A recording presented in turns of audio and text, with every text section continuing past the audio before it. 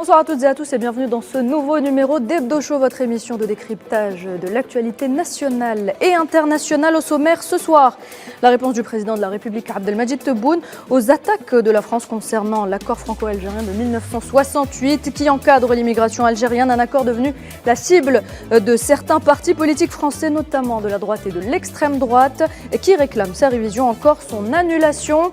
Génocide à Gaza, un an après le 7 octobre 2023. La violence persiste et la crise humanitaire se poursuit dans l'enclave palestinienne. Malgré les nombreux appels au cessez-le-feu, l'entité sioniste poursuit ses massacres en toute impunité et tente d'embraser toute la région, notamment avec l'intensification de l'agression sur le Liban, devenu pour Netanyahou et ses forces d'occupation sanguinaire un nouveau Gaza. La colonisation, on en parlera aussi en troisième partie d'émission avec l'occupation prolongée du Maroc sur le Sahara occidental et la position constante de l'Algérie à ce sujet. Une position réitérée cette semaine lors du débat de la 4e commission des Nations Unies en charge des questions politiques spéciales et de décolonisation. On en parle tout de suite.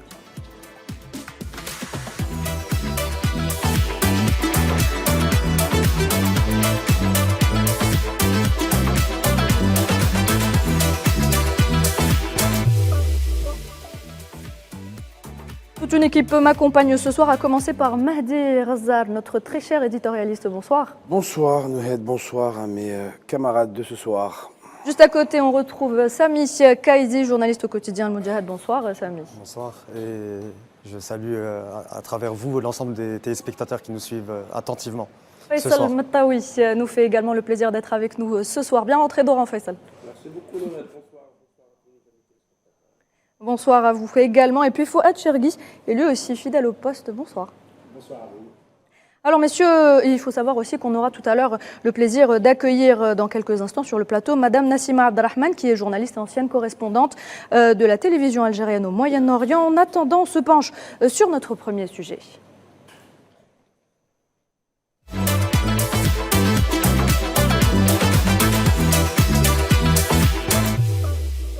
Alors je le disais il y a quelques instants, l'accord signé entre Alger et Paris le 27 décembre 1968 dérange plusieurs noms de la classe politique française. La droite et l'extrême droite réclament sa révision, encore son annulation. Mahdi Razzak, pourquoi toujours cette volonté de revenir sur cet accord qui a déjà été modifié à 3 reprises? Écoutez, il a été modifié à 3 reprises, vous l'avez si bien dit. Écoutez, ça vient de l'ancien ambassadeur d'Algérie, de France en Algérie, Xavier Driancourt, qui en a fait son cheval de bataille en attaquant à chaque fois les accords de 68. Les accords de 68, ce sont des accords entre 2 États. Un ambassadeur à la retraite n'a pas à donner des directives dans ce cas-là. Malheureusement, Bruno Retailleau, qui est un ministre connu pour être un ministre de la droite dure, a repris cela à son effet. C'est dommage de tomber dans cette, comme l'a si bien dit notre président de la République, dans cet épouvantail derrière c'est ces mots, hein, derrière cette fausse idée, cette pitrerie d'idées. Il faut savoir qu'il y a les anciens de l'OAS qui sont derrière ça, qu'il y a les anciens de l'Algérie française qui sont derrière ça, qu'il y a les rancuniers de l'Algérie française qui sont derrière ça. Toutes les personnes qui ont encore quelque chose à en vouloir à la si bien aimée Algérie tombent dans le panneau et vont directement croire en ces balivernes. Pour être poli, je dis balivernes. Maintenant, les accords de 68 sont des accords entre 2 États et je ne pense pas qu'un ministre de l'Intérieur, quel qu'il soit, a le pouvoir de changer ces accords. Déjà, c'est de la responsabilité du ministre des Affaires étrangères et de son président de la République uniquement, parce que c'est des traités internationaux. Donc c'est une fausse polémique. C'est pour faire du buzz, c'est pour piéger un certain nombre de concitoyens français en disant comme quoi le problème vient de là. Le problème ne vient pas d'accords qui permettent la facilitation d'obtention de cartes de 10 ans ou la facilitation d'accéder au registre de commerce pour les Algériens. Donc qu'on arrête de se moquer du monde, c'est une pitrerie, c'est une fourberie, une de plus de l'extrême droite française. Et on n'est pas assez dupe pour tomber dans ce panneau-là. Voilà, fin de l'histoire pour moi, parce que ça ne mérite même pas qu'on en parle aussi largement. Les journaux et la presse française déblatèrent, la presse d'extrême droite comme le JDD ou CNews, la chaîne qui est très connue pour ses idées extrémistes, n'arrête pas d'en parler. Mais pour moi, il n'y aura jamais d'annulation de ce traité, c'est une certitude.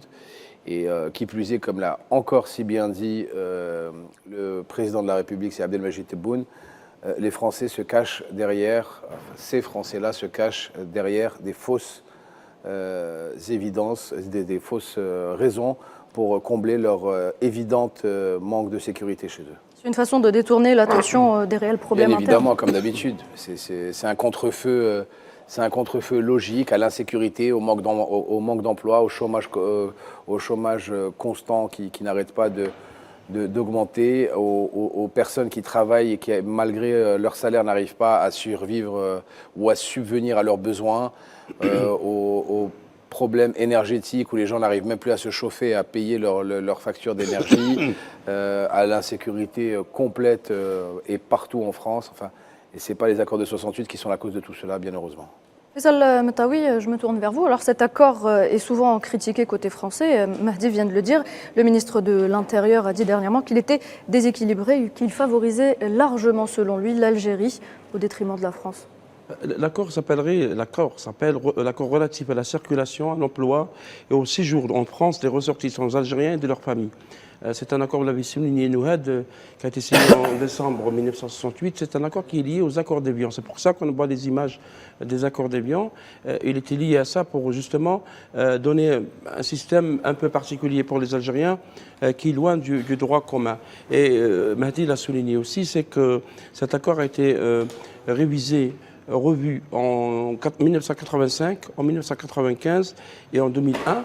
Et Elisabeth Borne, qui était l'ancien Premier ministre française, quand elle était venue en octobre 2022 en Algérie, elle a aussi évoqué cette question de révision de l'accord parce que pour avantager, selon elle, les Français rétablis en Algérie. Mais c'est un accord qui a été, au fur et à mesure, en cours de route, a été un peu vidé de sa substance.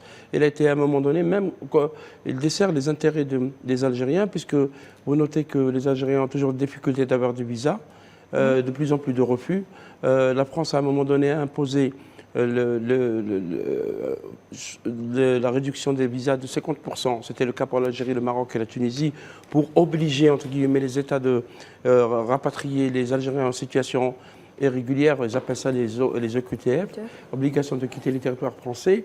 C'est devenu presque un chantage. Et dernièrement, la France a réuni même les partenaires européens, notamment l'Italie et l'Espagne, pour essayer de parler de la même manière cette question migratoire. Alors comme Mahdi l'a noté aussi, la question migratoire est loin. Je pense que ce n'est pas vraiment la grande préoccupation des Français. La France est un pays déficitaire.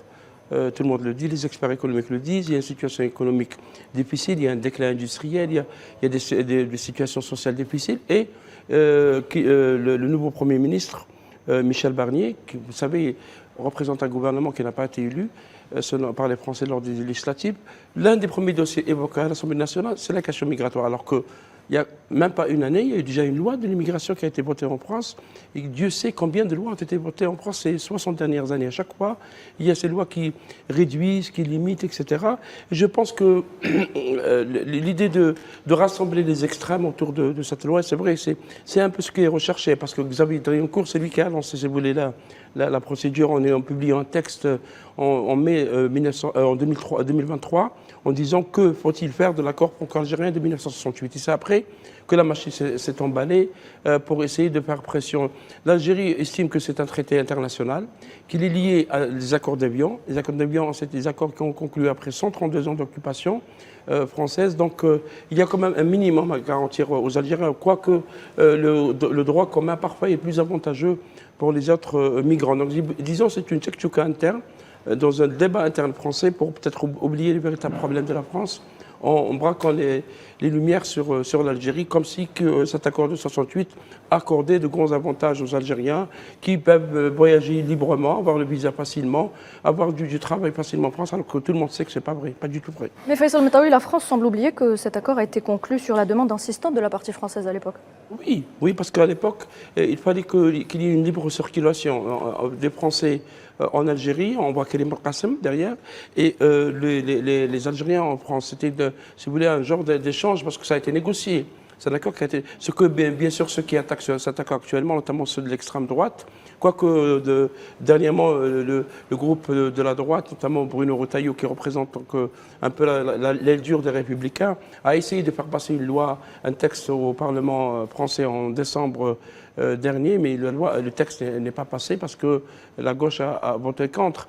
Donc oui, c'était un accord négocié à l'époque. Il y a des choses qui ont changé, il y a des choses, mais il reste que la question de la libre circulation des personnes, notamment les Algériens vers la France, reste toujours posée et elle est parfois problématique. Alors justement, lors de la dernière entrevue périodique qu'a accordée le président de la République, Abdelmadjid Tebboune, aux médias nationaux, vous lui avez posé la question à propos de cet accord. On l'écoute.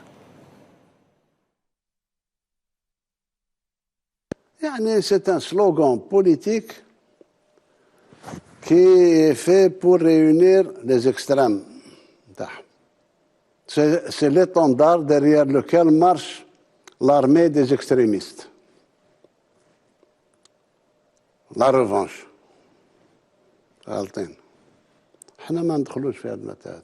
لو كانت امور تاع جد علاش الدول تتفق وتعاود وكذا ما تجيبها لي انايا كوم تنظار كيما هذا وحده تقول رانا نعطيهم 800 مليون دولار واحد تقول كذا سبحان الجزائر غالطين الابتزاز هذا بالماده فلانيه وماده فلانيه c'est complètement faux. Ils sont en train de raconter des histoires au peuple français.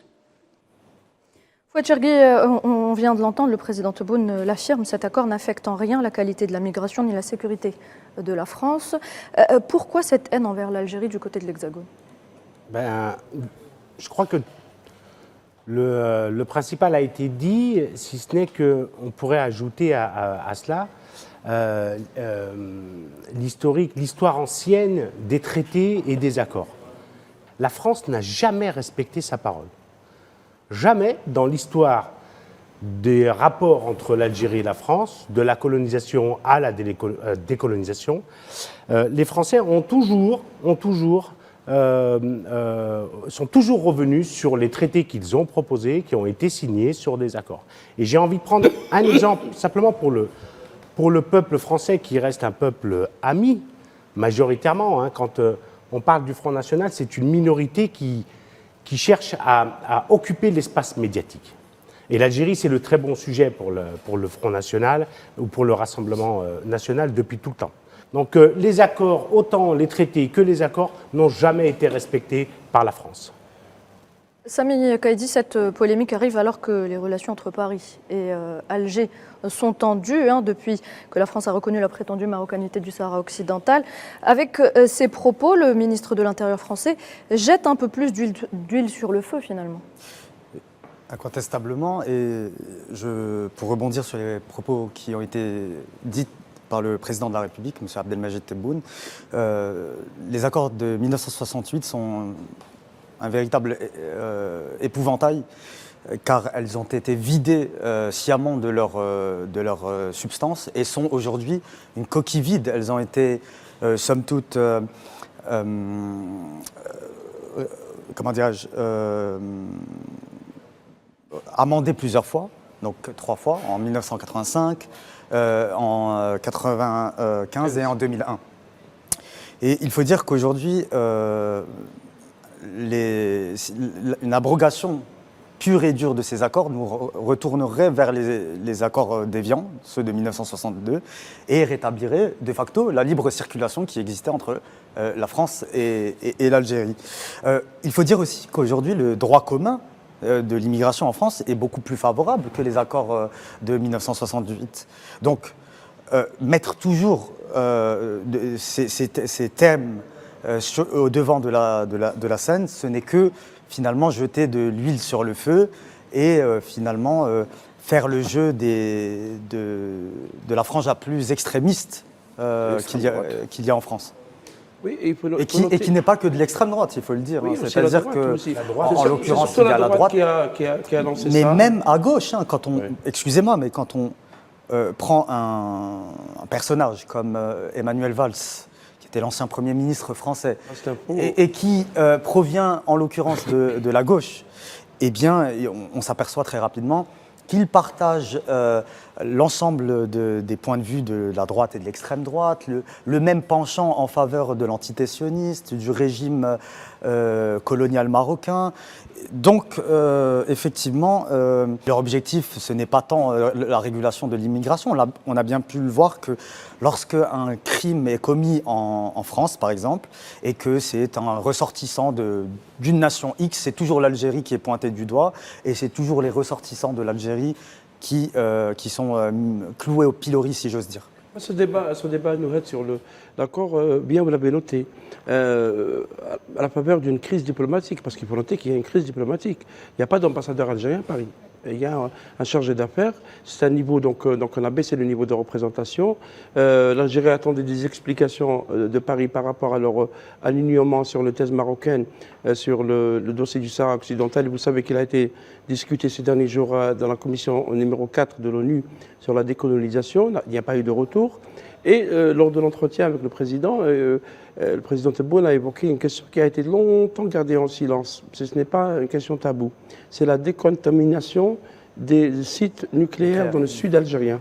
Parce qu'à ce jour, l'Algérie négocie, ou a tenté de négocier avec la France pendant 60 ans sur cette question. Vous savez qu'il y a eu des essais nucléaires qui ont été commis, certains par d'explosions nucléaires, notamment dans la région des Enneker, dans la région d'Adrar, les essais ou les tests des armes chimiques dans la région de Oued Nemous. La région a été atteinte, il y a de contamination de la faune et de la flore, il y a des maladies, des cancers, etc. À aucun moment la France n'a évoqué cette question et on a essayé d'éluder cette question pour ne pas l'évoquer et pour ne pas avoir des réparations, parce qu'il faut des réparations, il faut nettoyer, il y a beaucoup de choses qu'il faut faire.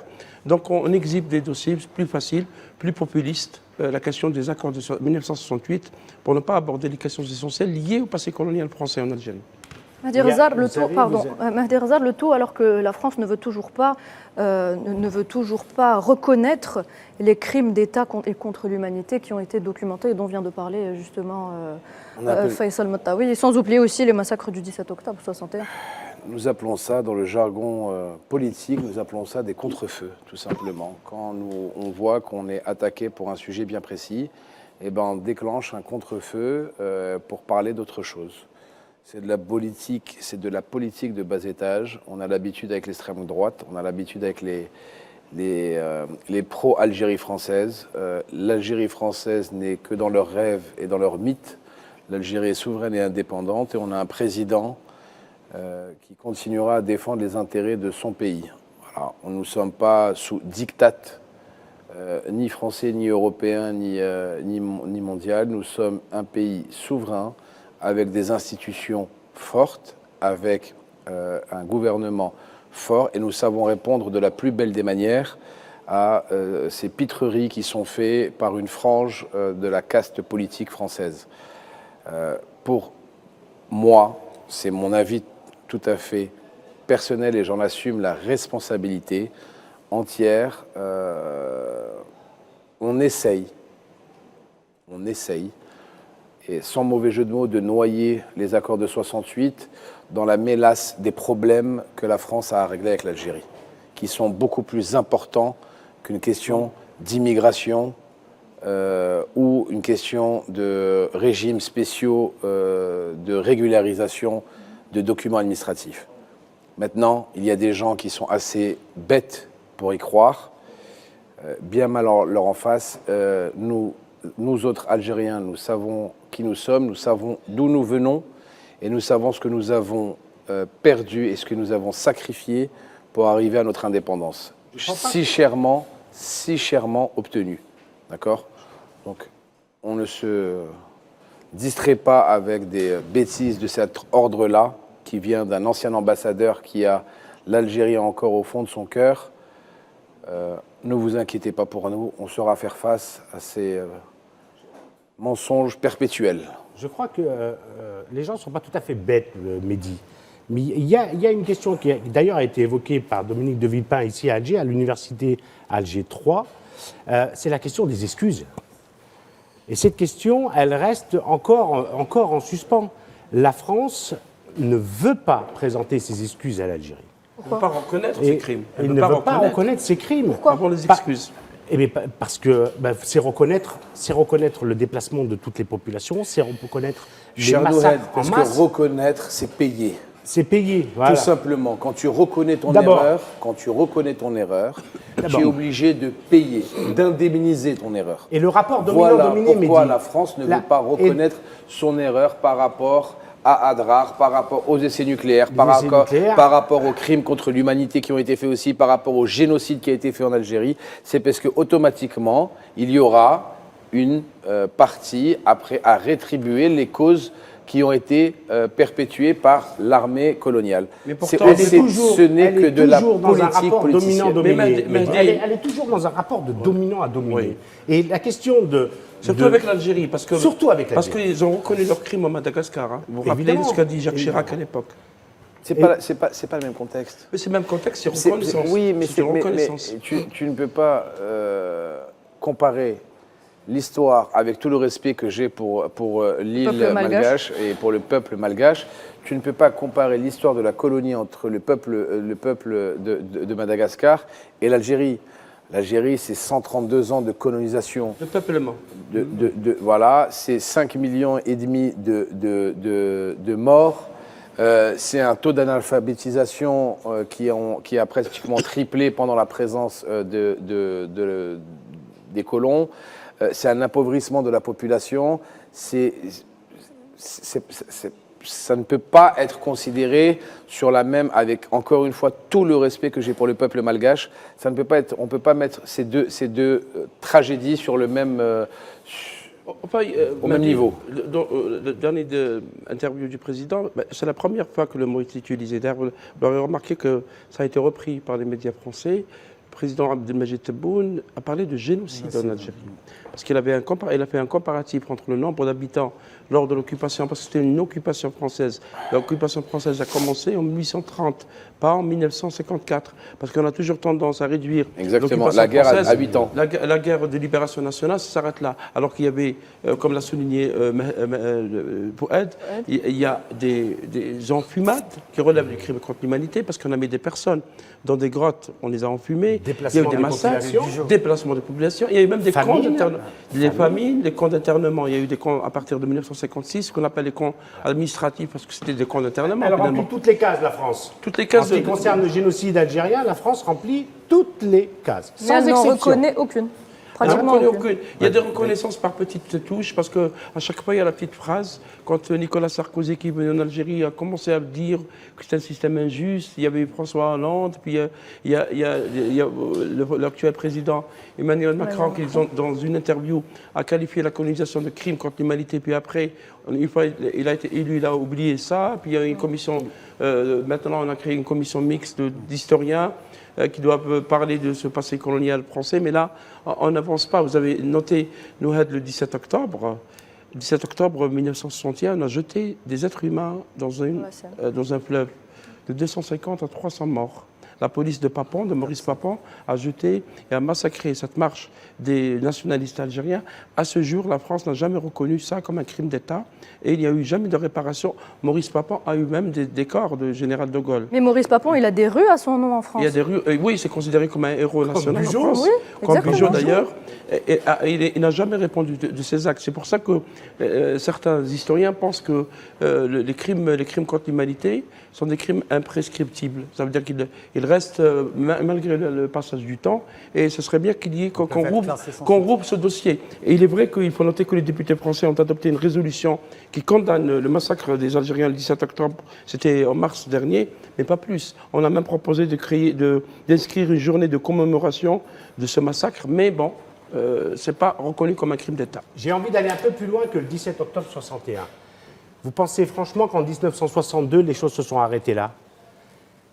Les meurtres, les assassinats contre des Algériens parce que c'est des Algériens. Vous pensez franchement que les choses se sont arrêtées le 5 juillet ou le 6 juillet 1962? Bien sûr que non. Il y a une personnalité en France, dont le père de Norme, qui est assez connu pour avoir milité sur la marche de Martin Luther King et été à l'initiative de la marche de 1983.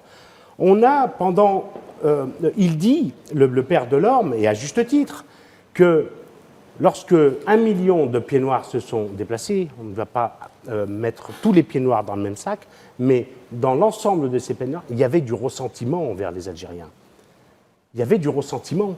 Et cela, ensuite, ça c'est, comment dire, les règlements de compte n'ont jamais cessé entre Fouad Chergui, gardez votre idée, on doit aller en pub et on revient. Très bien.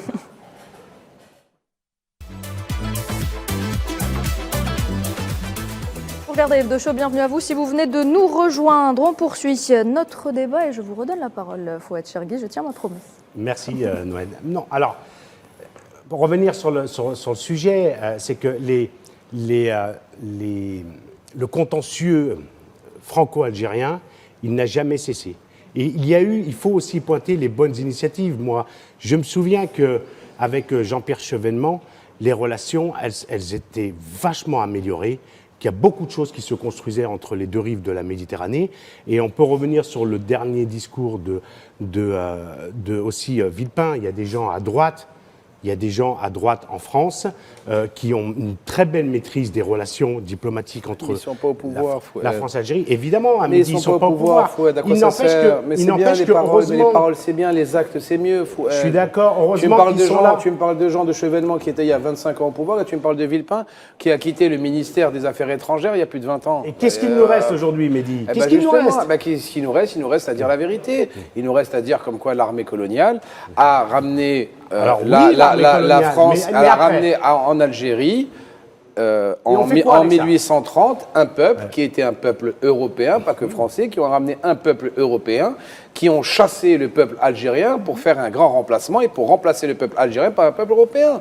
Il faut qu'il y ait une conclusion définitive à ce génocide, comme l'a si bien dit notre président de la République, avec une reconnaissance de génocide, une reconnaissance de crime, pour qu'on puisse tourner la page définitivement. On est bien d'accord, voilà. mais tu me parles de Chevènement ou tu me parles de Villepin de nos ressortissants algériens qui vivent sur le territoire français. Mais on s'en fout de Chevènement et de Villepin. Il me semble que c'est important qu'on ait un vrai dialogue, qu'on ait un vrai apaisement on ne dit pas le contraire. Entre les deux rives, parce que... Mais est-ce qu'ils sont prêts? Je crois que tu n'as pas compris. Je crois qu'une grande partie de la classe politique sont pas du tout prêts à ça, c'est clair. Parce qu'à chaque fois, et c'est pour ça que je pointe Villepin, c'est pour ça que je rappelle certaines références pour les Français qui nous écoutent, et de dire qu'à un moment donné, il va bien falloir qu'on ait les bons interlocuteurs, les personnes qui connaissent la question algérienne, pour apaiser les relations entre Alger et Paris. En 2005, il y a eu le Parlement français, l'Assemblée nationale a voté une loi qui s'appelle les bienfaits de la colonisation. C'était clair qu'il n'y avait aucune volonté d'apaisement. À l'époque, l'ancien président avait réagi, on a un peu réagi en retard, etc. Mais le texte était là, et l'article numéro 3, je pense qu'elle a été changée, mais l'idée des bienfaits de la colonisation était là.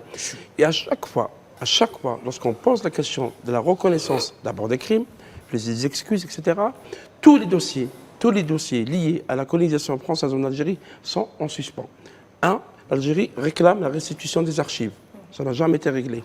2, l'Algérie demande la réparation par rapport aux essais nucléaires dans le sud algérien. Aucune réponse. L'Algérie demande l'ouverture du dossier sur les disparus algériens durant la guerre de libération nationale. Ils sont très nombreux. À ce jour, on ne sait pas où ils sont passés. Il n'y a pas de réponse. À chaque fois, c'est un système injuste. C'est ceci, c'est cela. Il ne faut pas s'imaginer qu'en France, il n'y a personne qui s'est soulevé contre ces questions-là. Sauf qu'en France, les médias mainstream ne donnent pas la parole à ces Français qui, eux, œuvrent pour un apaisement. En fait, je crois que tu fais fausse route. Tu fais vraiment fausse route, Fouad.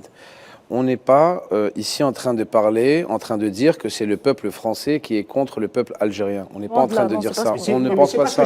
Non, mais on est en train de dire que tu as une classe politique française actuelle qui est très à droite, d'accord, qui a viré à droite, qui est en train de négationner le fait qu'il y a eu un crime génocidaire en Algérie.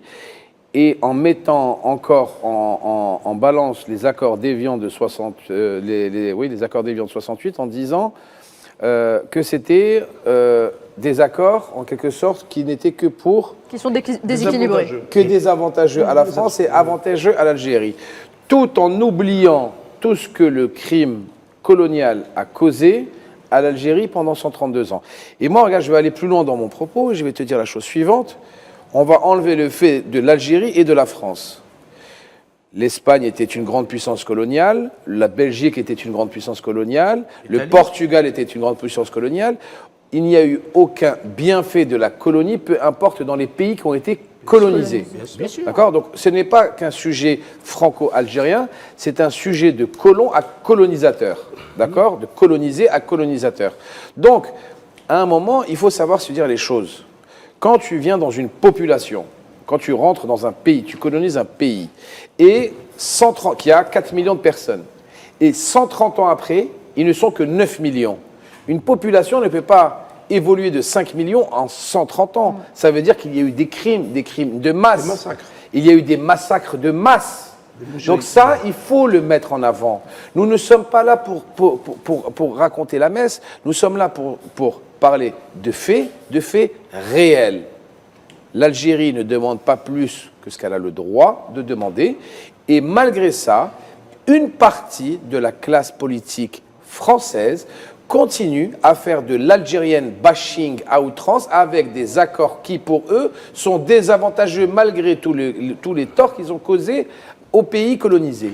C'est, pour moi, c'est comme d'habitude, un cache-feu, un contre-feu, un tout ce que vous voulez pour diaboliser l'Algérie et surtout pour cacher la vérité. On peut répéter Samir ça Haïdi, mille fois, attendez, on Fouad Chergui, attendez. 2 minutes.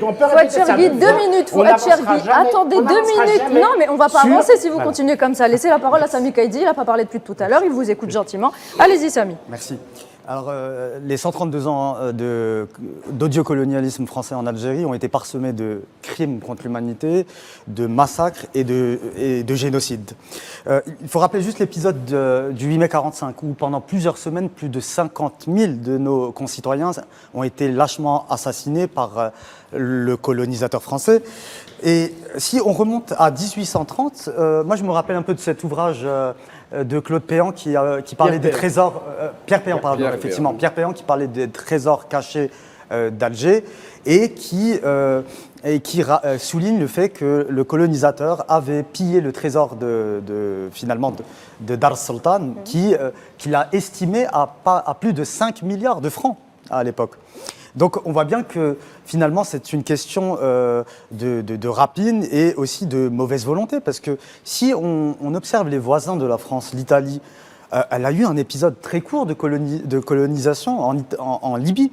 Et les autorités libyennes... Et Kadhafi leur a fait cher payer. Les autorités italiennes avaient présenté des excuses officielles et avaient même payé une autoroute en Libye pour laver en fait finalement cette page noire de leur histoire. Il y a un point qui nécessite aussi d'être souligné. C'est qu'il y a beaucoup de mauvaise volonté en France en ce qui concerne l'Algérie. Vous savez, il y a une partie de la population française, des élites françaises, qui nous dénient même notre existence, qui aujourd'hui prétendent avoir créé l'Algérie, alors que l'Algérie est une nation, somme toute, plurimillénaire, qui existe depuis finalement, au bas mot, on peut dire, depuis l'unification de la Numidie par Massinissa. Et finalement, cette partie-là a des relais partout, dans les plus hautes sphères économiques et politiques en France, et ces derniers ont finalement une haine et une rancune indélébile vis-à-vis de notre pays. Mais pour rebondir sur ce qu'a dit Mahdi, je pense qu'il y a un certain consensus, Mahdi, il n'y a pas que la droite, hein, même la gauche. Une partie de la gauche, elle n'a jamais défendu l'idée qu'il y a une colonisation. Je ne citerai que François Mitterrand. François Mitterrand était bien socialiste. Il était ministre de l'Intérieur. Et lorsqu'on a condamné Zabana, il a voté oui. à la condamnation de Zabana et Abdelkader Chergui qui était avec lui. Et c'était un farouche défenseur du colonialisme en parce Algérie. que la gauche a aussi une partie qui est un peu nostalgique de l'Algérie française. Et vous avez cité le livre de Pierre Péan.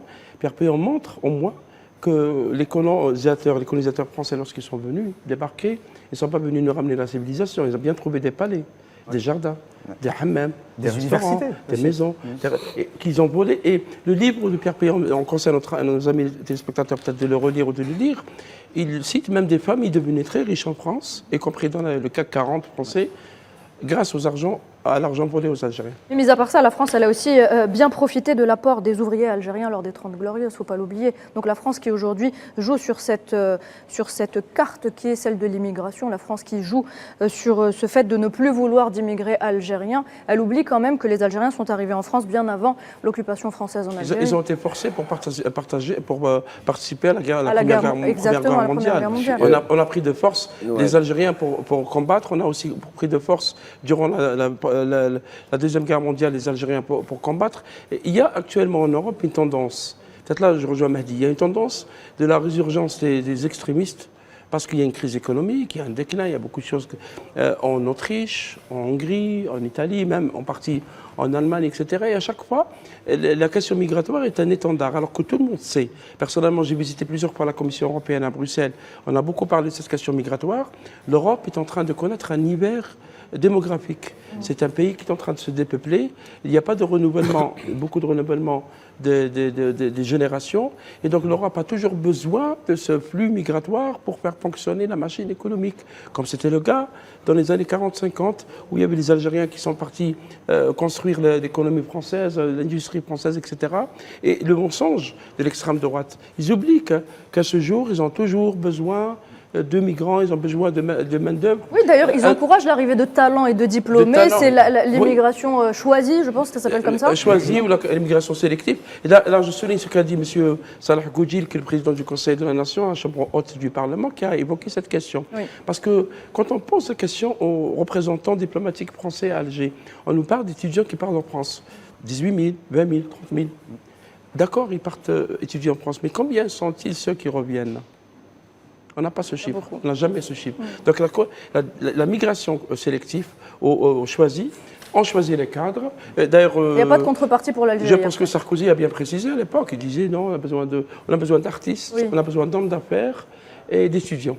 Voilà, on te prend ton élite et on la prend chez nous et on la choisit comme on veut. Et cette politique va à contresens de tous les accords d'association signés par l'Union européenne avec les pays partenaires de la Méditerranée, qui évoquent la libre circulation des personnes. Justement, vous évoquez le président du Conseil de la Nation, Salah Goudjil, il a lui aussi donc réagi à cette volonté d'abrogation de l'accord de 1968, un sujet sur lequel revient pour nous Nariman Zekar.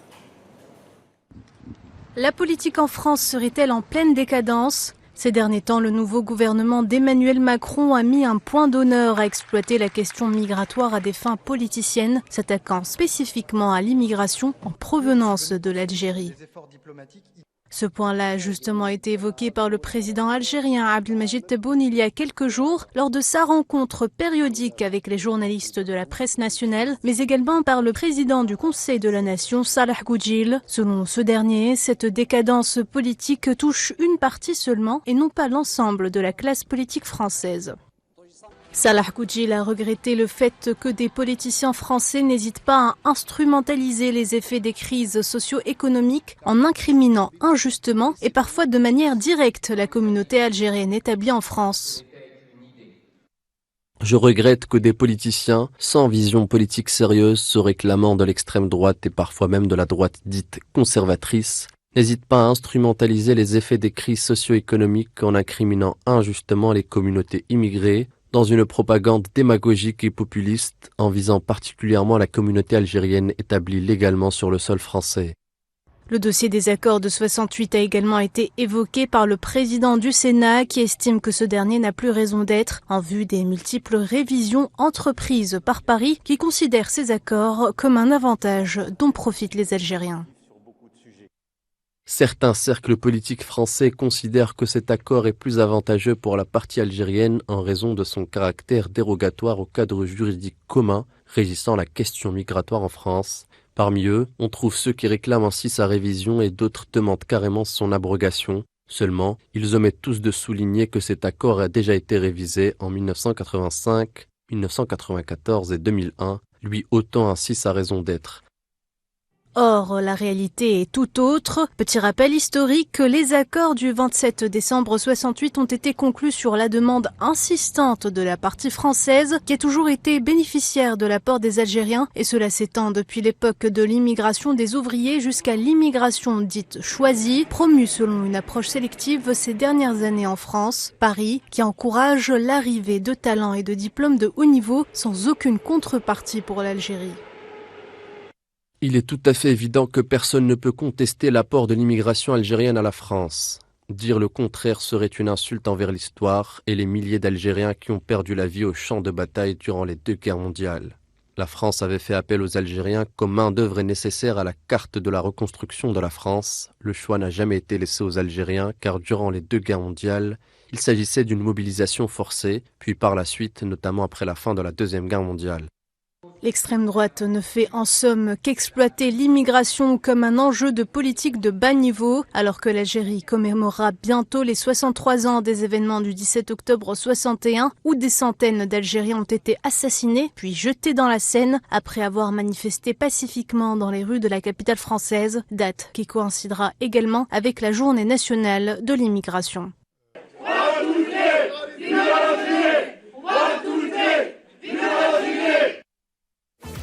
Mahdi, la France aujourd'hui, pour la France aujourd'hui, le dossier de l'immigration, le dossier algérien, c'est devenu le meilleur moyen de récolter des voix. C'est triste parce que sur l'immigration, l'économie française ne tourne pas, l'économie française sera très en deçà de ses ambitions. Sans l'immigration, le secteur du bâtiment est mort en France. Sans l'immigration, le secteur de la santé est mort en France. Avec nos médecins, nos infirmiers, sans l'immigration, le secteur de la sécurité est mort en France. Sans l'immigration, le secteur des transports, avec tous les taxieurs, les Uber, les livreurs. L'immigration est plus que bénéfique pour l'économie française. Est plus que bénéfique pour l'économie française. C'est un faux dossier, c'est un non-dossier, pour moi, c'est de la fumisterie qui a été faite par une partie de la frange politique. Et ils continueront à essayer, à chaque fois, de détourner la véritable fonction de l'immigration, tout simplement. Mais il y a certaines catégories de personnes, et je le dis avec énormément de respect, qui n'ont pas assez de neurones pour comprendre la fumisterie de la chose. Il y a énormément de secteurs, d'activités, qui, sans l'immigration, ne pourront pas continuer à fonctionner. Quand tu as en boucle des BFM TV qui te balancent les aides de la CAFAL, c'est un peu normal que les gens, à un moment donné, ils n'ont plus de neurones, Mehdi. Il faut qu'à un moment donné, ce sont des médias qui sont orientés, les chaînes d'information, quelles qu'elles soient, sont toujours orientées pour une politique bien spécifique. Nous savons que la France est en train de se droitiser depuis quelques années et que les médias qui n'ont... Je veux dire extrême droitisé. Se droitiser. Ouais, extrême droitisé. Quand on est en train de préparer Marine Le Pen... Ça veut dire quoi, extrême droitisé? Extrême droite. C'est quoi l'extrême? Là, on est en train de préparer le terrain pour l'extrême droite en France. Je te pose une question. Qu'est-ce qu'on est en train de faire, Mehdi, en France? On est en train de préparer... Fouad, juste laisse-moi poser ma question et après tu pourras répondre. Qu'est-ce que l'extrême? C'est quoi l'extrême? L'extrême, un parti extrême, c'est quoi? Raciste. Raciste, oui. D'accord. Donc l'extrême gauche aussi est raciste. Xénophobe. La gauche, il y a aussi l'extrême gauche. L'extrême droite. Donc l'extrême gauche aussi est raciste. Non. Donc c'est quoi l'extrême alors? C'est un parti raciste. C'est un parti donc l'extrême gauche, donc Mélenchon est raciste aussi. Non, l'extrême droite. On appelle ça aussi l'extrême gauche. Il faut préciser l'extrême droite, pas l'extrême gauche.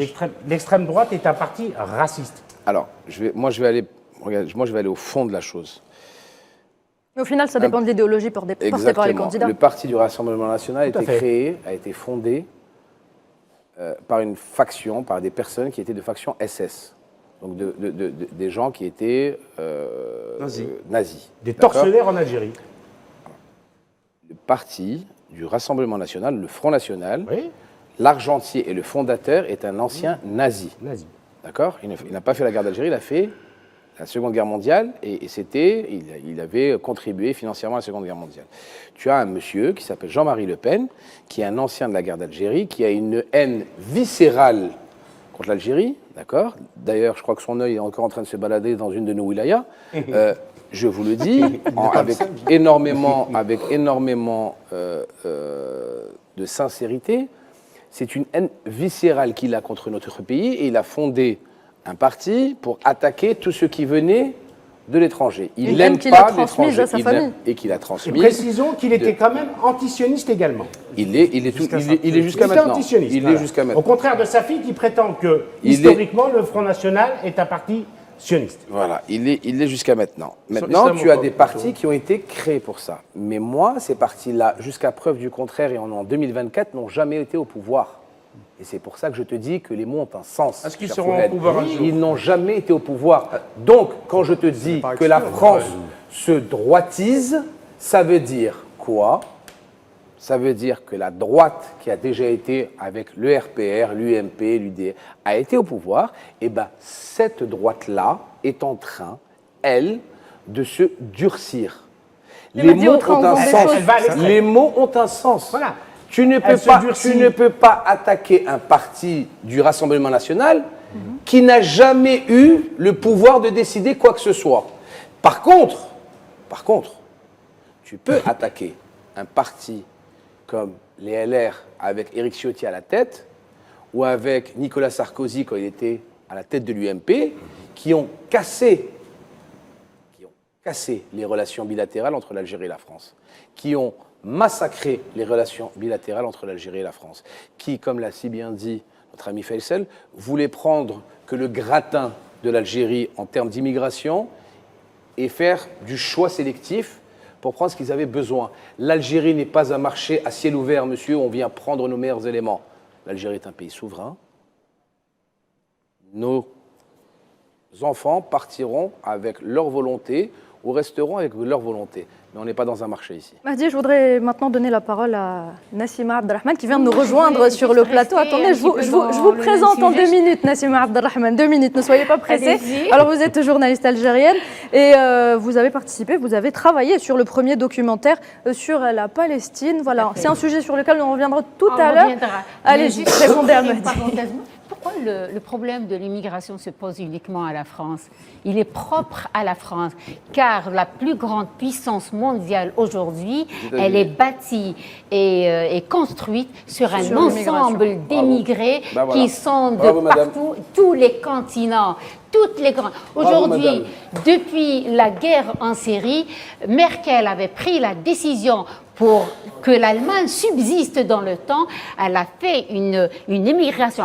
C'est vrai, elle a été sélective par rapport aux Syriens, parce qu'il y a un ensemble de critères, chrétiens, jeunes, beaux, pour qu'il y ait une facilité. Les moches n'avaient pas de chance. Hein. Non, peut-être toi, tu n'aurais pas eu cette chance de. C'est méchant. Non, pour moi, c'est ce problème d'immigration. C'est gentil. Pourquoi ce problème d'immigration se pose uniquement au niveau de la France? Vous n'entendrez jamais ni les Espagnols, ni les Italiens, ni l'Amérique. Aux États-Unis, Donald Trump, lorsqu'il était élu président, et peut-être qu'il sera président pour un 2e mandat, il a décidé, il a un projet de construire le mur avec le Mexique. Avec le Mexique. Non, malgré que les États-Unis est un pays qui a été créé par l'immigrant. Lui, il a un idéal. Parce que Donald Trump, justement, n'a pas été réélu et les Américains ont rejeté l'extrémisme. Mais peut-être qu'il va être réélu. Peut-être, c'est possible. Je ne suis pas Madame Soleil. On verra. J'ai l'impression qu'il y a un véritable paradoxe français aussi, dans la mesure où, effectivement, il y a une immigration à destination de plusieurs pays européens, et ceci répond au final à un besoin tant de main-d'œuvre, mais de répondre à cette transition démographique, c'est-à-dire que ces sociétés sont en déclin. Mais la France, il y a un véritable paradoxe, encore une fois. Pourquoi ? Parce que ce pays a des territoires dits d'outre-mer, comme finalement la Martinique, la Guadeloupe ou la Guyane. Oui, et c'est des populations qui finalement ne sont pas blanches de peau, comme le rêveraient certains extrémistes en France.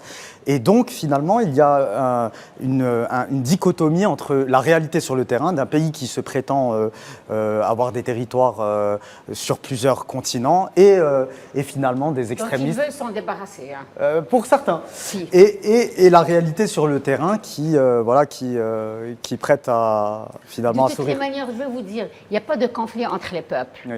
Les peuples, ils sont faits pour vivre ensemble et cohabiter. Le problème maintenant, c'est au niveau des puissances, des pouvoirs et des gens qui véhiculent des idées, une idéologie. Et Donc des au fois, niveau c'est des de la- peuples, il y a une véritable Mais des fois, cohabitation. très rapidement, Faisal, et des fois, c'est aussi de la gestion politique, c'est-à-dire, finalement... C'est un conflit d'intérêts. Non, on revient dans la politique dite machiavélique pure et dure. Donc, de Machiavel, c'est le fameux diviser pour mieux régner. Tout à fait. Ouais. Mais la question migratoire est posée en France, peut-être avec beaucoup d'acuité, compte tenu peut-être de la présence de Français d'origine étrangère, qui a des idées messianiques qui évoquent le grand remplacement, parce que ce qu'on n'ose pas dire dans les médias, c'est qu'il y a une islamophobie qui sert ce discours anti-migrant, mais il y a un discours anti-migrant. Il se nourrit de ça. Il y a un discours anti-migrant aux Pays-Bas, au Danemark, en Allemagne, en Belgique, en Italie, en Autriche, un peu partout en Europe, parce qu'il y a une droitisation, extrême droitisation, pour ne pas rejoindre Mathieu Reza, en Europe. Oui, mais Faisal, il ne faut pas oublier, aujourd'hui, nous vivons un problème de civilisation, de conflit, de civilisation, de religion. Il ne faut pas que Ils se veulent nous cacher la imposer ce conflit, parce que les musulmans ne sont pas Tout à fait. encore pris Non, en non.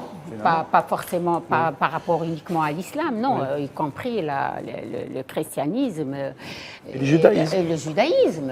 Et moi, je dirais que c'est un Occident qui est en perte de vitesse et qui veut toujours avoir un bouc émissaire. C'est historique, hein, il suffit juste C'est la crise morale. Voilà, On appelle ça une crise morale. Non, mais il suffit juste de se pencher sur l'histoire de ce continent pour voir qu'à chaque fois, à chaque décennie, il y a cet ennemi de l'extérieur, de l'intérieur, Le rêve etc. et tout ce qui est attendu, c'est déshumaniser l'humain. Voilà. C'est aussi simple. Ce qui que se passe ça. en Palestine, à Gaza, notamment. Oui, pour rebondir. Eh bien, c'est sur ces mots qu'on va clore ce débat. On revient dans quelques instants.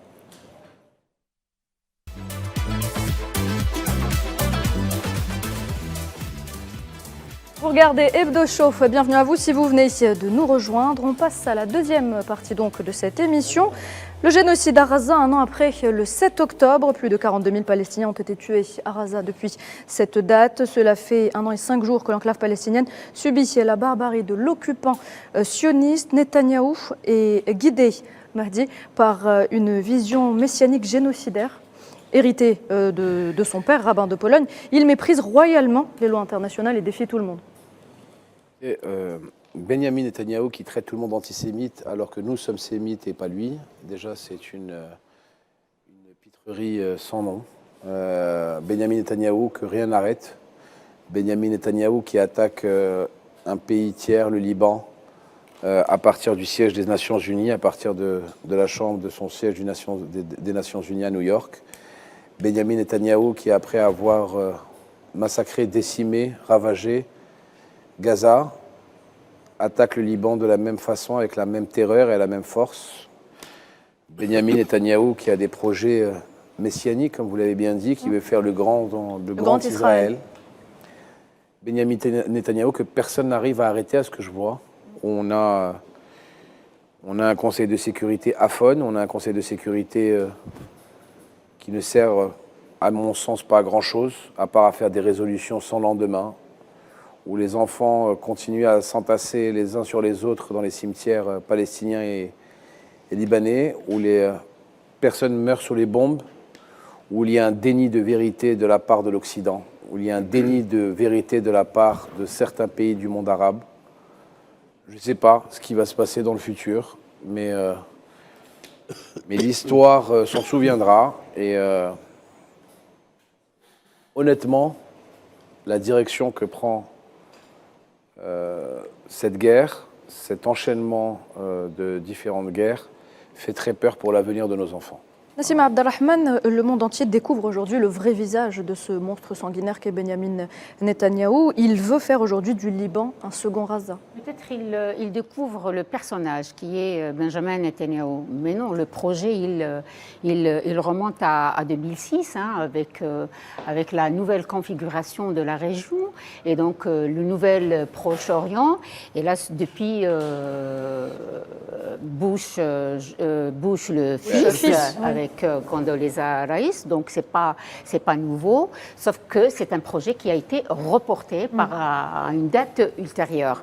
Là, ce qui se passe aujourd'hui au Liban, c'est le même scénario, c'est le même scénariste, le même réalisateur, sauf que c'est les acteurs qui changent.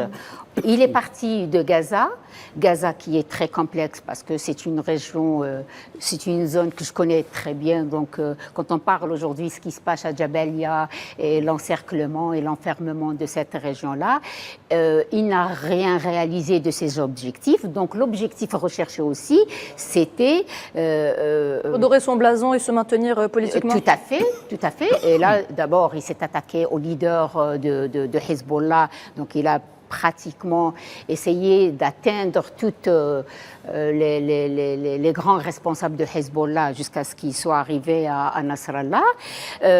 Sans oublier Ismail Haniyeh du Hamas.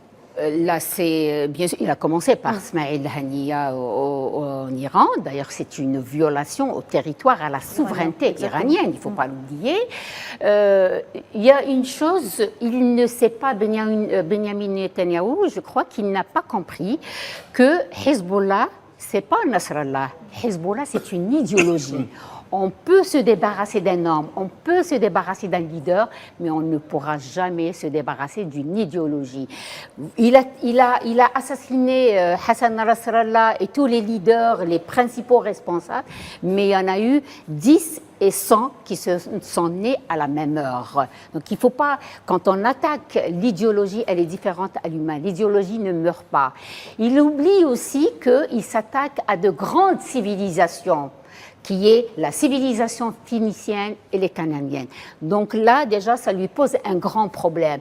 À vouloir annexer tous ces territoires-là et agrandir Israël, il me semble quand même que ça relève de l'utopie. Mais je pense que Netanyahou n'ignore pas qu'en s'attaquant à Hezbollah et également à Hamas, que ces idées ne meurent pas. Parce que le Hezbollah existe depuis les années 80. C'était en riposte après une attaque l'Ijtiyah israélien de Beyrouth en 1982 et également pour Hamas. Disons que ce qui se passe, je pense, Nouhed, qu'après Gaza, l'objectif stratégique, parce qu'il y a un objectif tactique, c'est la destruction de Hamas. Et là, à ce moment-là, l'entité sioniste a perdu la guerre, parce que Hamas est toujours là. On a dit qu'on allait récupérer les otages. Les otages n'ont pas été récupérés, donc c'est un échec. Il y a une succession d'échecs réels. Il y a d'ailleurs des otages qui sont morts dans les bombardements, de l'entité sioniste. Justement, de l'entité sioniste. Maintenant, il y a le problème qui se pose, c'est qu'il faut peut-être rappeler des chiffres. 42 000 morts à Gaza, 10 000 disparus, 100 000 blessés, et selon le magazine britannique The Lancet, qui a été des experts ont fait des études, on parle de 487 000 morts en espace d'une année. Donc même dans les conflits les plus intenses, il n'y a pas ce nombre de morts. En plus, l'aviation israélienne est en train de bombarder Beyrouth. Il y a eu, depuis l'attaque contre Beyrouth, près de 10 000 frappes. Non, il y a 10 000 frappes. 10 000 frappes. C'est même dans les guerres les plus fortes, il n'y a pas ce nombre. Il y a plus de 2200 morts, parce qu'il faut rappeler les chiffres. C'est des chiffres qui n'apparaissent pas beaucoup dans les grands médias. Pas beaucoup un chiffre qui est le nombre de déplacés, plus de 600 000. 600 000 déplacés. Au Liban, non, c'est 1 million de déplacés. Parce que vous comptez les déplacés du sud du Liban, plus la banlieue sud de Beyrouth, qui sont sur une ligne de la capitale de Beyrouth. D'ailleurs, hier et avant-hier, on a tous vu, ils se sont même attaqués à Beyrouth, à la ville, c'est la capitale, c'est ce qu'on considère la capitale capitale, c'est le cœur de la capitale. Ras el-Naba, El-Basta, El-Bashoura, c'est ça le Liban, c'est ça la capitale. Bon, vous savez, quand on parle pour ceux qui connaissent le Liban, la banlieue sud, c'est à 2 kilomètres. C'est pas loin. Mais bon, là, c'est parce que c'est la concentration humaine des partisans des Hezbollah et de la communauté chiite. Je pense pas que très rapidement, dans sa folle fuite en avant, l'entité sioniste vise maintenant la force intérimaire des Nations Unies, la FNUL, qui est quand même composée de 10 000 casques bleus, et elle en a blessé près de 5. Dont un dans un état... Avec la démolition des locaux. Du quartier général, effectivement, et dont un dans un état grave. Donc on voit bien que finalement que l'entité sioniste piétine le droit international. Oui, parce qu'on rappelle que ces attaques sont intentionnelles et répétées, même si l'entité sioniste dit que ce n'est pas le cas. Excusez-moi, messieurs, dames, quelle fut la réponse? Mais la PNL ne peut pas répondre. Quelle fut la réponse? Les condamnations de la communauté internationale. Quelle fut la réponse, s'il vous plaît, du monde entier par rapport à ça? Condamnation, c'est tout. Sauf des grandes phrases. Ou de timides condamnations. Sauf des grandes phrases de retenue ou des grandes phrases de condamnation. La réponse quand on attaque la FNUL, qui est... C'est là où on reconnaît que finalement, cette guerre est une guerre américaine par procuration. Non, merci, madame. C'est une guerre de procuration parce que moi je pense que le but personnellement... Enfin, on commence à dire les choses, ça fait plaisir. Ce qui se passe, c'est que maintenant on a détruit Gaza. C'est ça l'objectif stratégique. C'est pas le Hamas. Hein. Parce que aujourd'hui, on a vu les images sur Al24 News dans le journal tout à l'heure, des images que vous ne verrez pas dans les autres chaînes occidentales, où il y a à Jabalia, il y a eu des bombardements aujourd'hui, parce que c'est le nord de Gaza, parce que la population est revenue un peu, parce qu'elle est frappée au sud, elle revient au nord. Donc le but, c'est de vider complètement la bande de Gaza, et après c'est Beyrouth. Moi je pense que Beyrouth est dans le collimateur. Il va détruire Beyrouth, parce que le camp d'Israël, entre guillemets, est en marche. On vide la bande de Gaza, on va passer à la Cisjordanie, parce qu'il y a beaucoup de choses... Pardon, Madi. Il continue d'attaquer en Cisjordanie, après on va passer à la Syrie. Et je pense que le président syrien est en danger, parce que je pense que les digues qui protégeaient le président Bachar el-Assad ont été détruites. Et donc c'est un président qui peut être ciblé par le Mossad. Se multiplient sur Damas. Parce qu'il s'agit aussi de réinstaurer la violence en Syrie. Et j'ai entendu un historien très proche d'Israël, Gilles Kepel, je ne sais pas si vous avez écouté ces derniers jours, qui prévoit la résurgence de violence en Syrie. Comment il le sait, je ne sais pas. Donc tous les pays qui sont dans le voisinage, dans l'entité sioniste, le Liban, la Jordanie, la Syrie, l'Irak et l'Iran. Et l'Égypte, tous ces pays qui ne sera pas épargné malgré tout le grand mutisme de ce pays, qui est un grand pays armé, qui est voisin, qui est frontalier, c'est Rafah. Donc on lui a même interdit d'ouvrir les frontières pour alimenter, pour subvenir aux besoins de la population qui est en désarroi. Sauf que avec la présence Hezbollah aujourd'hui, avec toute la bataille qu'elle mène dans le sud, il sera impossible que Netanyahou concrétise, arrive à ses fins. Et là, l'Iran, qui a pris l'engagement de défendre et de lutter et de militer côte à côte avec Hezbollah et les Gazaouis. Il faudrait que tous les pays... Pardon, excusez-moi, Fouad, juste pour... Là, le courage... vous avez tous suivi la visite du ministre des Affaires étrangères iranien qui s'est rendu à Beyrouth il y a 2-3 aujourd'hui, le Parlement aujourd'hui, qui a piloté l'avion iranien. Et moi je pense que c'est un courage et c'est un affront lancé aux sionistes. Il est clair qu'aujourd'hui, tous les pays arabes sont menacés. Et que pour sortir de ce programme suicidaire de Netanyahou, c'est aux pays arabes de se lever d'une voix. On ne pourra jamais. Oui, c'est tout à fait possible. Tout le monde prend conscience. Tout le monde prend conscience. Vous pensez vraiment que c'est possible, vous, que tous les pays arabes se soulèvent comme un seul homme pour arrêter. On a attendu depuis très longtemps. Il faudrait aujourd'hui les pays arabes. Qu'est-ce qu'ils attendent pour organiser un sommet? Tout à fait. Qu'est-ce qu'ils attendent pour l'extermination des deux peuples, le peuple libanais et le peuple palestinien? Vous avez organisé un sommet arabe très ambitieux dans ce sens-là. Or, malheureusement, j'ai l'impression qu'on est les seuls, le dernier pays qui défend ces causes justes. Il y a d'autres pays qui défendent. Oui, mais on est un peu seul, Faisal. Il faut le dire, malheureusement. Il y a des pays qui sont alignés sur les accords d'Abraham. Et si vous avez remarqué le discours de Netanyahou à l'ONU, d'abord il a traité l'ONU de la maison des ténèbres, antisémite, c'est pour ça qu'il attaque les forces de l'ONU, les PNUD au Liban et le NURWA en D'ailleurs, Antonio Guterres est persona non grata pour sanctionner la PNUD, il ne peut occupés. pas riposter parce qu'il faut une autorisation du Conseil de sécurité, ce qui était beaucoup de blocage. Mais l'idée principale, c'est justement de mettre en valeur ou de remettre en application les accords d'Abraham. Netanyahou a parlé de deux pays à l'ONU. Il a parlé de l'Iran, l'éternel ennemi, le grand ennemi, le grand shaitan selon eux, alors que c'est un pays qui riposte parce que le territoire iranien a été violé par l'armée israélienne plusieurs fois. Et là, la folie, c'est qu'ils sont en train de réfléchir comment on va bombarder les installations nucléaires. Et vous avez les États-Unis, le président Biden, qui a les mains tachées de sang des Palestiniens, leur dit attendez, si vous bombardez, ne bombardez pas les installations pétrolières parce qu'il y a une crise pétrolière. Et là, justement, il y a des pays arabes qui qui ont parlé et qui ont dit ne bombardez pas parce qu'on a nos intérêts là-bas. Nos intérêts. Et c'est pour ça que je rejoins Nassima quand elle parle du parapluie américain. Oui, parce qu'il y a un parapluie américain, ce qui se passe. Non, c'est la guerre américaine. C'est une guerre américaine, procuration. Avec des armées américaines. D'ailleurs, avec des armes. Et des militaires américains. Pour parler de cette hypocrisie américaine, ce qui est intéressant, c'est que aujourd'hui, dans un papier de l'agence britannique Reuters, les journalistes de l'agence ont pointé du doigt cette hypocrisie américaine avec une nouvelle stratégie de leurs propres mots, qu'ils disent qu'elle risque d'alimenter une guerre généralisée dans la région.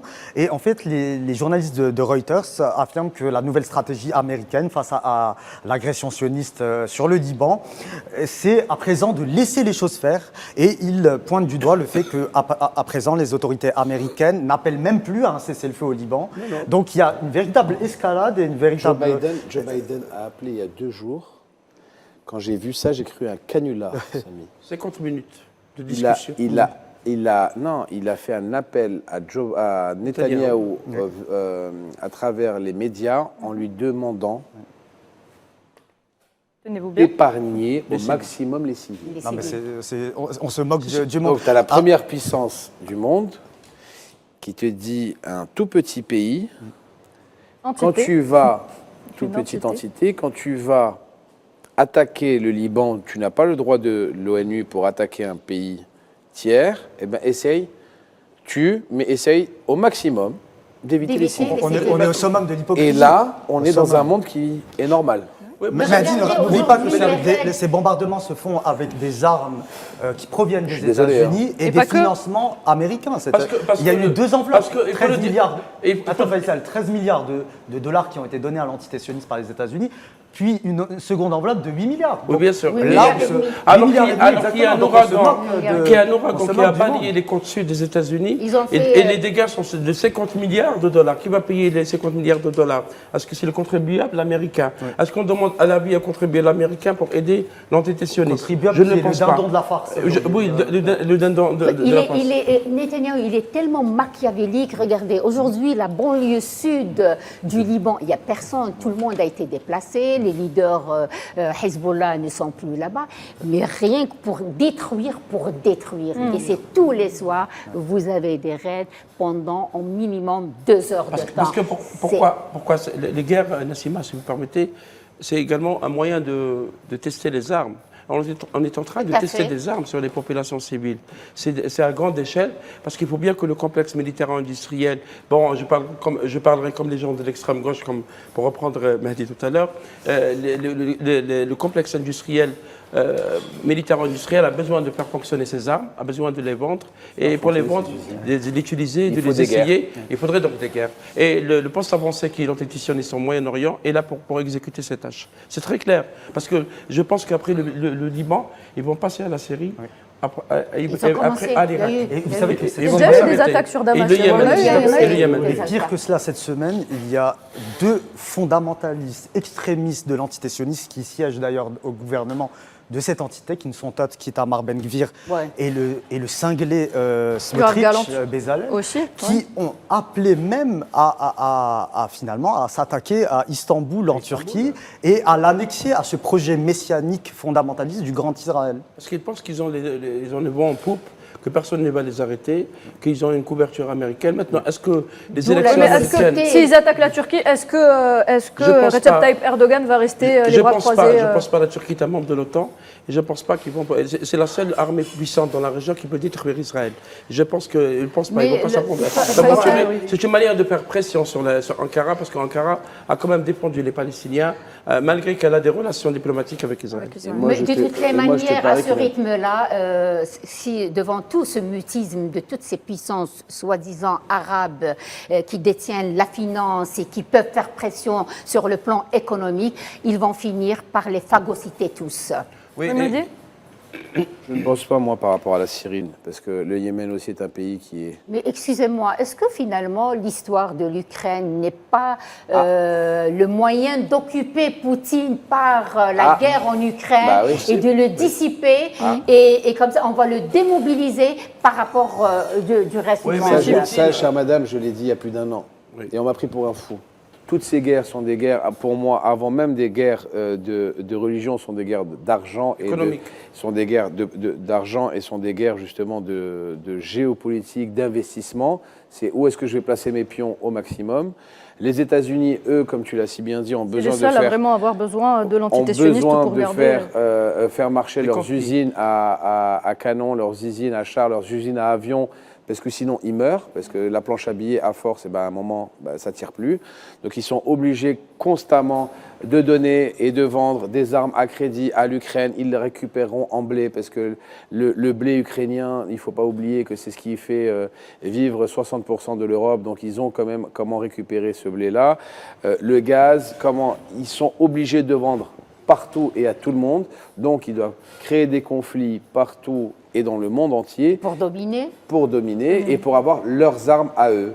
Mais là, la donne que Raza a introduit dans le monde, parce qu'il y a des experts qui commencent à parler de bouleversement, c'est que maintenant, il y a une rupture qui se fait entre l'Occident, qui apparaît comme le protecteur d'Israël, de l'entité sioniste avec les États-Unis, colonisateur, soutien des idées coloniales, et ce qu'ils appellent, eux, le Sud global. Parce que vous aurez remarqué, je pense que le Nicaragua vient de rompre ses relations avec Tel Aviv et la Colombie aussi. Donc il y a un Sud. La reconnaissance des Mexicains de la Palestine. La Palestine, il y a des appels dans tout le Sud, l'Afrique, l'Amérique du Sud, l'Asie, etc., l'Indonésie, pour demander... Et certains pays africains, pas tous. Israël est présent. Beaucoup. Oui, c'est parce que l'entité sioniste, elle est présente. Excuse-moi. Avec certains pays. Hormis l'Afrique du Sud, qui a toujours été du côté des peuples opprimés, je suis désolé, ça se compte sur les doigts d'une main, bien évidemment, avec l'Algérie.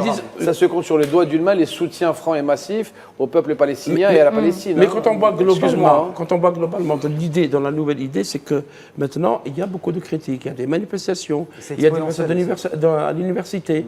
Et d'ailleurs, vous avez même les populations ont bougé, elles sont plus sensibilisées. Plus sensibilisées, ça veut dire qu'ils ont dépassé les médias mainstream, ils ont dépassé les manipulations, ils ont dépassé les mensonges, parce qu'ils sont en train de voir ce qui se passe, ils voient qu'il y a une injustice dans le monde, et peut-être que cet éveil, parce que certains appellent ça le wokisme, alors que c'est pas vraiment ça, parce que c'est des idées, des gens qui défendent pour des raisons humaines.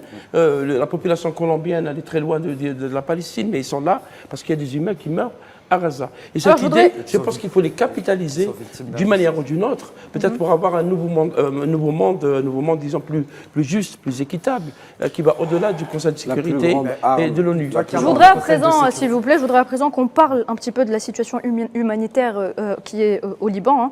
C'est vraiment catastrophique. C'est en train d'atteindre exactement ce que vivent les Palestiniens de Gaza, Et on a réussi à voir, grâce à Fouad Chergui, le témoignage de Bilal Sandit. Il est magistrat libanais. Regardez.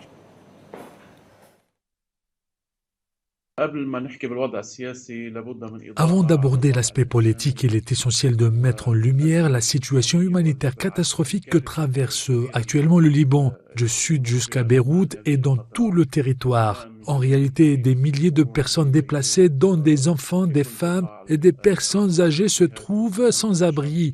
De plus, on dénombre également plusieurs milliers de martyrs et de blessés. Le pays fait actuellement face à des crises liées à la sécurité alimentaire et à une pénurie de médicaments. La presse occidentale ne reflète pas fidèlement l'ampleur de cette situation humanitaire désastreuse que je peine même à décrire, notamment avec l'arrivée de l'hiver et les risques accrus de propagation de virus et de maladies contagieuses. Les équipes médicales, le ministère de la Santé et les diverses institutions humanitaires sont confrontées à de nombreuses difficultés.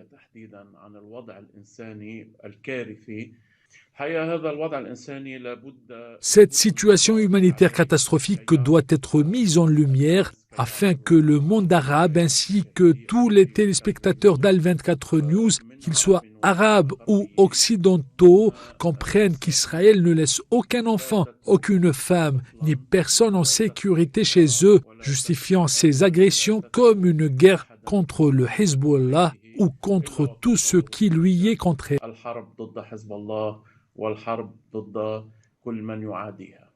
Voilà, Nassima Abdelrahman, ça résume un petit peu tout ce qui se passe au Liban. Vous avez, vous aussi, votre fille qui était au Liban et qui il y a 2 jours. Moi-même, j'étais donc vous pouvez un petit peu nous parler des beepers. Moi, j'étais là-bas. Donc, il y a eu depuis le 8 octobre, donc il y a eu la guerre qui a commencé les confrontations avec Hezbollah dans le sud du Liban depuis le 8 octobre. Et c'est vrai qu'on a assisté pratiquement à 500 000 personnes de déplacer vers le nord, c'est-à-dire descendre vers la banlieue sud du Liban. Alors imaginez un petit peu un demi-million de population qui y résidait dans le sud, qui s'est déplacée vers la banlieue. Donc, on s'est attaqué à cette banlieue. On se retrouve avec 1 million, un chiffre d'1 million avancé par le ministère de l'Intérieur des autorités libanaises, 1 million de déplacés. Alors, je vous laisse imaginer un petit peu le schéma de la population qui pratiquement allait sur des trottoirs, sans abri, parce que, vous savez, il y a des régions chrétiennes qui refusent carrément de louer aux chiites, de crainte qu'on s'attaque aussi à ces régions-là. D'ailleurs, ce matin, Al-Batroun, qui est au nord de Beyrouth, qui est essentiellement composé de chrétiens, malheureusement, on parle encore de chrétiens et de musulmans. Il a été attaqué parce qu'on a abrité des déplacés chiites dans cette région-là.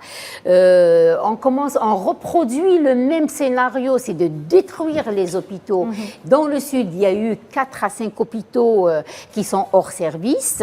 Donc les gens, ils sont obligés d'évacuer les blessés vers Beyrouth ou Saïda ou Tyr, qui est Sour. Idem, ils projettent, les sionistes, encore de toucher à tous ces hôpitaux-là qui seront hors service. Donc, il n'y a aucune chance à tous ces blessés-là d'être secourus.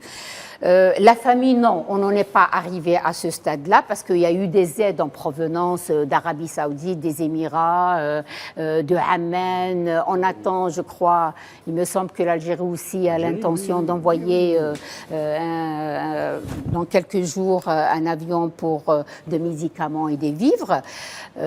Écoutez, la situation, elle est pratiquement chaotique. Les enfants, les écoles, elles sont squattées par ces déplacés là, donc il n'y a plus d'écoles. Les écoles aussi, elles risquent d'être visées comme à Raza, finalement. Écoutez, pour l'instant, toutes les écoles elles sont fermées. Elles servent maintenant d'abri pour ces déplacés. Oui. C'est pratiquement le même scénario qui se reproduit au Liban. Ils disent que le Hezbollah cache des armes et des combattants, parce que même ils sont en train d'attaquer les ambulances aussi. Il y a eu des ambulances attaquées, les écoles. C'est comme le Hamas qui était censé cacher des membres dans l'hôpital Shifa. Depuis le début de l'agression sioniste sur le Liban, il y a quand même 115 pompiers et secouristes qui ont perdu leur vie. Et ils sont par ailleurs délibérément visés par les forces d'occupation de l'entité. Je vous rappelle la semaine passée ce qui s'est passé à Al-Bashoura, qui est la capitale, le centre de Beyrouth, le cœur de Beyrouth, et on a bombardé l'appartement où il y avait les secouristes. Donc pour vous dire un peu, qu'on s'attaque à cette tranche de personnes et cette catégorie qui sont là pour veiller sur la santé du blessé ou secourir les populations en désarroi. Et je ne parlerai même pas des journalistes qui sont aussi délibérément visés, notamment de nombreux confrères et consoeurs de la chaîne El Mayadine, qui finalement sont ces personnes qui transmettent au monde la réalité de la cruauté et de la barbarie de cette entité raciste, fasciste et génocidaire. Moi, je pense que le Mayadine va être ciblé comme ils l'ont fait pour le Manar, qui sont des chaînes le Manar et Serat. Serat qui sont proches du Hezbollah. C'est le même scénario de Gaza, c'est exactement le même scénario. On le reproduit avec une incroyable facilité. À Beyrouth, on attaque les ambulances. Je ne sais pas, ils ne bombardent pas les quartiers chrétiens à Beyrouth. Non, pour l'instant, à l'exception de Batroun aujourd'hui. C'est pour toutes ces raisons que je pense que les pays arabes, chrétiens comme musulmans, ont une solution à ce problème. Sont les personnes les premières concernées sur place. Et que l'Iran, moi, à mon sens, l'Iran est un très très bon exemple face à la politique de Netanyahou. C'est l'ensemble des pays arabes, chrétiens et musulmans, qui doivent se soulever contre ces attaques qui ne vont, d'une manière ou d'une autre, jamais s'arrêter. Tant qu'on ne les arrête pas, ils ne s'arrêteront pas. On attend tous la mobilisation du monde arabe. Bien sûr. C'est ce que nous souhaitons tous, c'est la mobilisation du monde arabe. La solution passera par là. La solution passera par là. Moi, je pense qu'il ne faut pas oublier qu'il y a eu les accords d'Abraham qui ont un peu ligoté encore davantage le monde arabe. C'est vrai que le monde arabe a une attitude, une partie du monde arabe, historiquement, depuis la Nakba en 1948, et une attitude, pour certains, de lâche. D'autres pays ont des positions constantes, dans l'Algérie, qui n'a jamais changé de position.